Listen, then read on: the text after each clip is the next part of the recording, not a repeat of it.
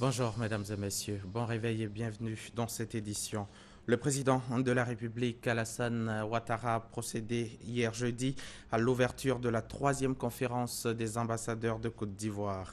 La rencontre, qui va se dérouler du 23 au 27 avril 2015, porte sur le thème la contribution de la réforme de l'outil diplomatique à la réalisation de l'émergence de la Côte d'Ivoire à l'horizon 2020. Il s'agira pour les diplomates ivoiriens de jouer désormais un rôle de moteur économique conformément à ce qu'il convient d'appeler l'éco-diplomatie, toute chose qui doit permettre donc de mobiliser des ressources financières des partenaires en vue du développement économique et de la création de richesses en Côte d'Ivoire.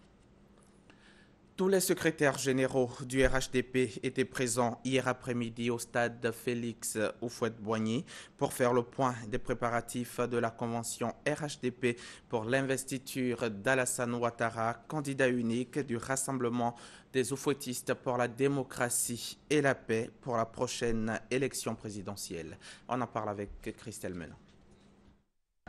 Plus que 30 heures avant que ce stade de 42 500 places soit bondé de militants et sympathisants du Rassemblement des Houphouëtistes pour la démocratie et la paix. Ce samedi 25 avril, Alassane Dramane Ouattara sera investi comme le candidat unique de cette coalition politique. Une grande fête est annoncée. Les secrétaires généraux des différents partis du RHDP sont venus s'enquérir de l'état d'avancement des préparatifs, achevé à 85%. Ils arrivent là, donc il y aura un tapis ici, d'ici jusque là pour monter. Donc tous les 5 présidents garent là. Ça leur permet, ce demi-cercle-là, de pouvoir saluer donc, tous les militants RHDP. Tout est fin prêt. Demain, on peaufine le reste.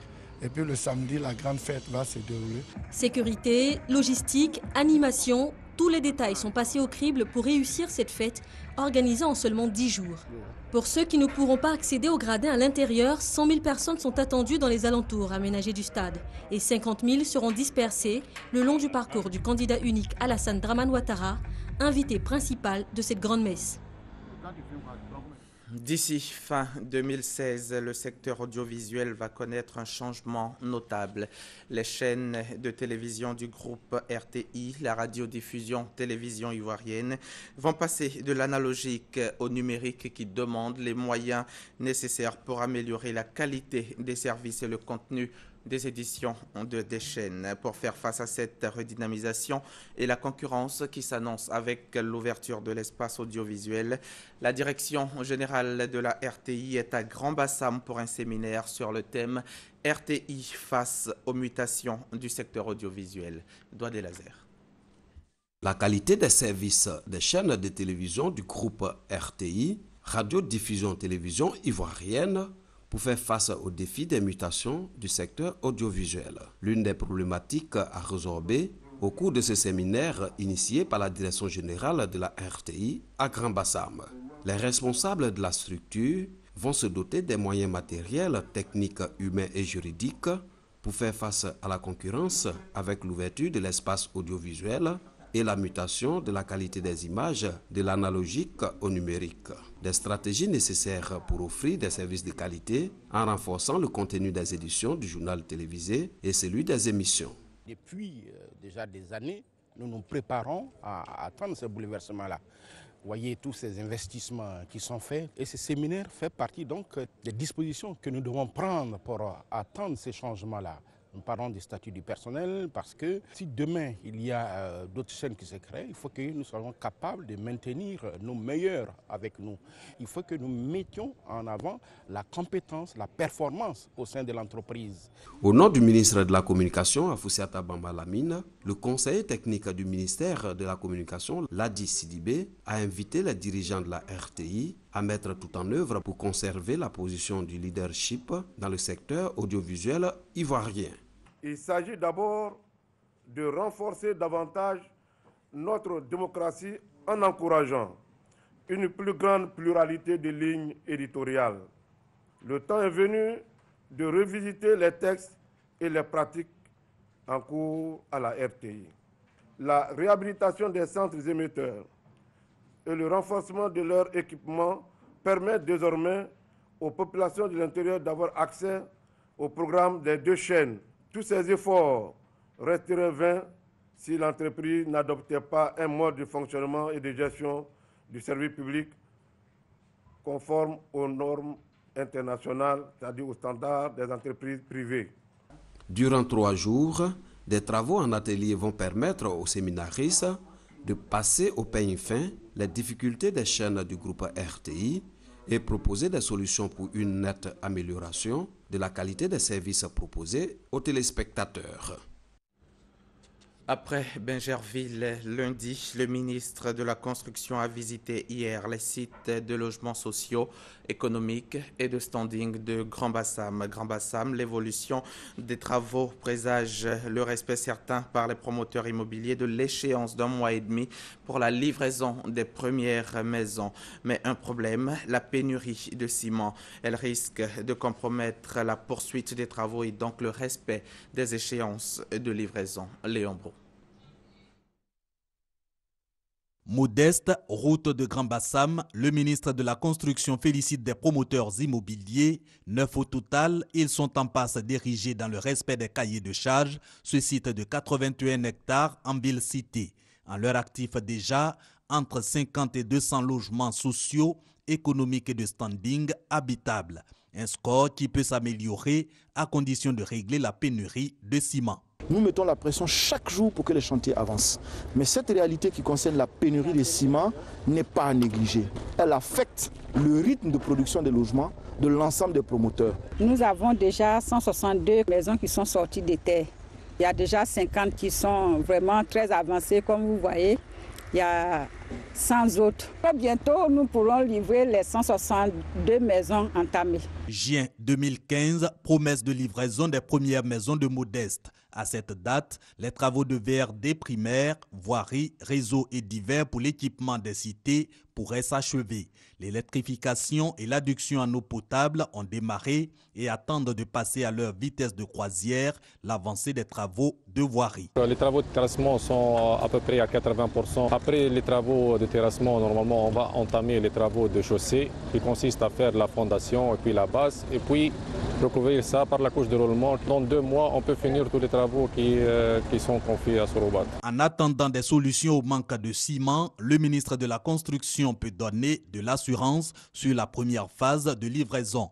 L'objectif de 75 à 150 logements par promoteur sur chacun des 72 chantiers du territoire national est tenable, eu égard aux efforts déjà consentis par les opérateurs économiques et le gouvernement.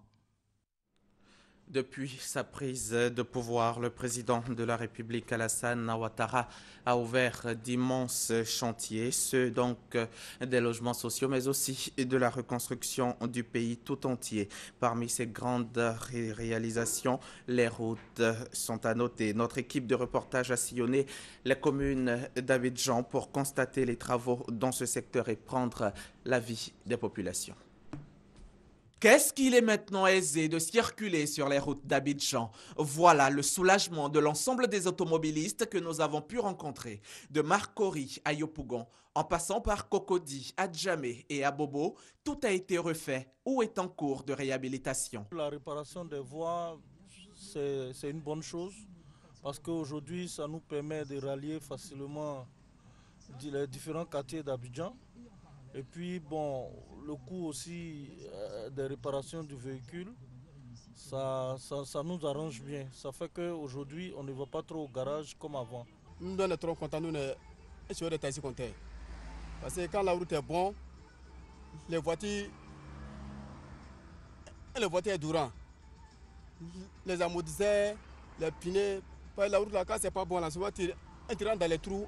Un pneu, ça se casse. Si la voiture est bonne, la route est bonne, là tout est propre. Aménagement, bitumage, réparation des surfaces revêtues. Ce sont près de 70 km de routes qui ont subi des travaux à Abidjan pour un coût total d'environ 7 milliards de francs CFA. Aujourd'hui, le résultat est visible, le bonheur des populations aussi. Alors, nous sommes très très heureux pour acheter nos patentes, vignettes, tous les taxes. Donc il n'y a pas de problème. Le président est en train de faire un bon travail pour que nous aussi, nous puissions bien circuler. Nous qui sommes les passagers des taximètres, nous sommes à l'aise. Que le gouvernement continue comme ça, en fait. Et je les félicite qu'ils continuent comme ça. Le travail abattu par le gouvernement est donc salué par les populations, même si elles ont encore quelques attentes. Vraiment, nous sommes là aujourd'hui, là, nous on est trop contents. On est très contents. On veut que tous les routes de Nakate bien comme ça. Vraiment. Il n'y a pas quelque chose qui est bien fait qui n'est pas bon. Quand c'est bien fait, il faut reconnaître. Mais seulement qu'il faut mettre plus d'accent sur les autres coins aussi. Il faudrait que ça ne s'arrête pas seulement au niveau de l'Abidjan, jusqu'à sur l'étendue du territoire, si on peut régler tout. Et puis dans les autres communes aussi, je pense que ça va faire plaisir à tout le monde. En attendant cela, Abidjan est en train de se défaire de ses anciens habits, ces crevasses géantes sur la chaussée en plein cœur de la capitale pour laisser place à une voirie de premier choix. Si ici les travaux sont encore en cours, là on circule dans une totale insouciance sur des voies qui jadis étaient impraticables. Ne dit-on pas que la route précède le développement? En tout cas, Abidjan renaît. La métropole respire peu à peu l'air frais de l'émergence. Vote par anticipation des forces de défense et de sécurité togolaises pour leur permettre de se libérer et être disponibles pour la sécurisation efficace du scrutin du 25 avril prochain. Les forces de défense et de sécurité donc ont voté le mercredi dernier. L'opération s'est déroulée sur l'ensemble du territoire togolais dans 224 bureaux qui ont ouvert pour l'occasion. Thomas Gessambi, notre envoyé spécial à Lomé. Avant le grand scrutin du samedi 25 avril prochain, les forces de sécurité et de défense togolaises, elles, accomplissent déjà leurs droits civiques. Nous sommes à l'école primaire publique Camp Général Yassine Beya de Lomé. Ici, 13 bureaux de vote ont ouvert leurs portes pour le vote par anticipation. À la file indienne, les militaires togolais ont donc voté en respectant le circuit arrêté par la Commission électorale nationale indépendante, CENI. Vérification de nom sur la liste électorale devant le bureau de vote, présentation de la carte d'électeur et l'utilisation d'encre indélébile pour ne citer que ces points, le tout pour des élections justes. Pour ce test avant le grand jour, rien à signaler. En tout, 224 bureaux de vote ont ouvert sur l'ensemble du territoire pour ce scrutin avancé. Ayant exercé leur droit de vote, il ne manque plus qu'aux forces togolaises de relever le défi sécuritaire du scrutin de samedi que beaucoup de Togolais attendent avec impatience. Cette semaine, dans l'état de Londo, au sud-ouest du Nigeria, 18 personnes ont trouvé subitement la mort. Il pourrait s'agir de l'utilisation malencontreuse d'herbicides qui seraient à l'origine du drame. Michel Digri.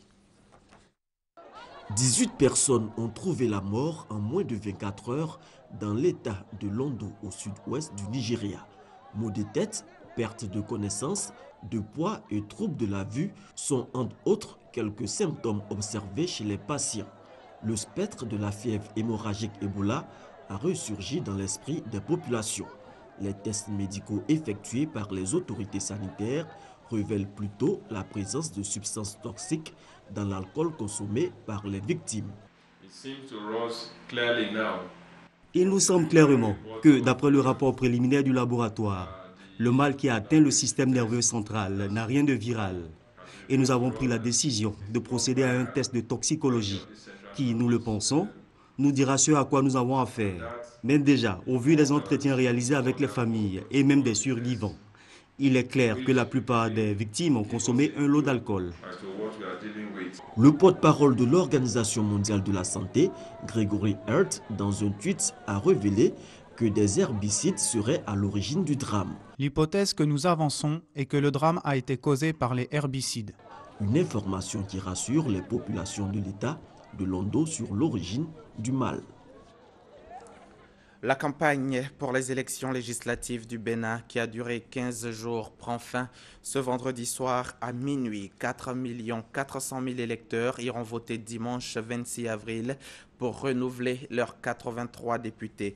Des électeurs qui n'ont pas tous récupéré leur carte. La distribution n'a commencé qu'en fin de semaine dernière. En RDC, hier soir, 3 employés de la MONUSCO, la mission de l'ONU en République démocratique du Congo, ont été enlevés à une centaine de kilomètres de la capitale de la province, Goma, par des hommes non identifiés. Ces derniers jours, des habitants ont dénoncé des mouvements de soldats accusés d'être venus du Rwanda dans cette zone.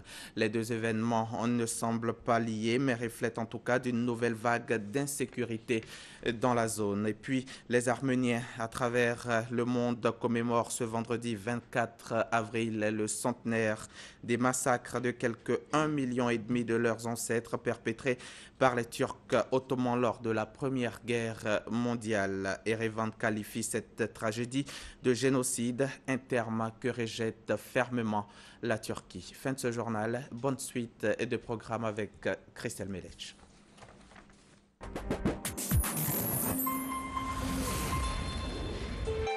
RTI 1, la chaîne qui rassemble.